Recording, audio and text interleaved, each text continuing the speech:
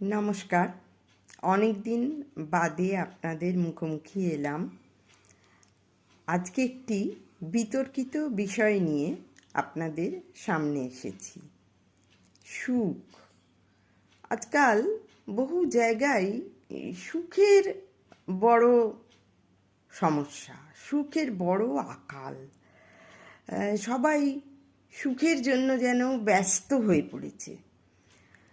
সত্যি কি সুখ অনেক দূরের এক পথিক যে ধরাছোঁয়ার বাইরে থাকে, নইলে এত সুখের বার্তা, প্রভাতকালীন বার্তা বেশিরভাগই সুখকে কেমন করে কাছে টেনে নেওয়া যায়।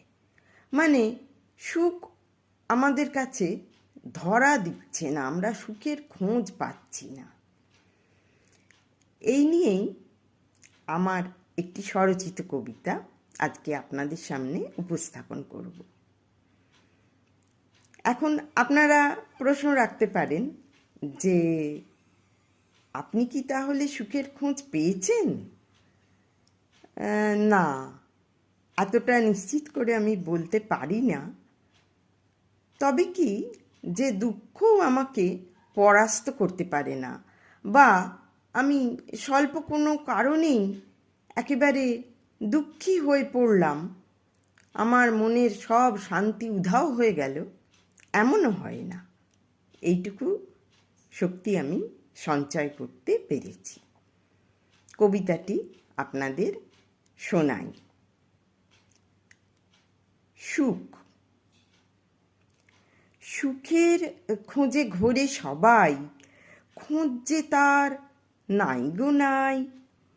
উধাও হয়ে গেল বুঝি সে, যায় না দেখা আশেপাশে। প্রাতঃকালীন বার্তা পাঠাও, সুখ কারে কয় তারে বোঝাও।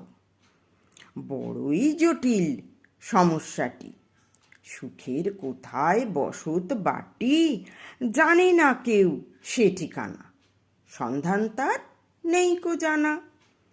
মনের ভিতর বাসনা কি তার, খোঁজ জানে না মন সে বাসার।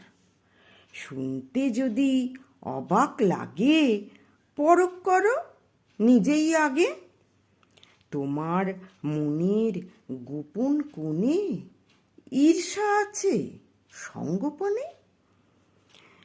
চোখটাটানি আর হিংসায় সুখের সদাই বড় যে ভয়।